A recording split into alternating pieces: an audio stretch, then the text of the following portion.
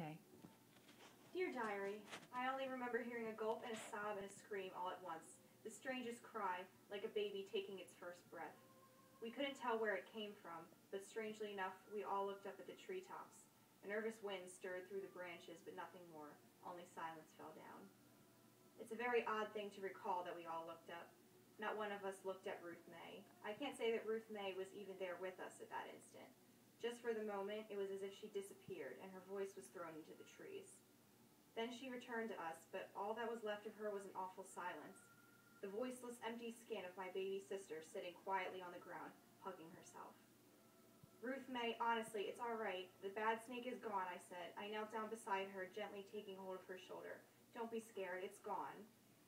Nelson knelt too, putting his face close to hers. He opened his mouth to speak, to reassure her, I imagine, for he sure loved Ruth May. I know this. I've seen how he sings to her and protects her. But the terrible silence took hold of Nelson too, and no words came. His eyes grew wide as we all watched her face change to pale blue mask pulled from behind her hairline to her swollen lips. No eyes. What I meant to say is that none of us recognized her. It's like we were looking through her eyes. Ruth May, what is it? What? What did you see? In my panic, I shook her hard, and I think I must have screamed those words at her. I can't change what I did. I shook her too hard and screamed at her. Maybe that was the last she knew of her sister Leah. Nelson moved me away. He'd come to life again suddenly and spoke so fast in Kikongo I couldn't think how to understand.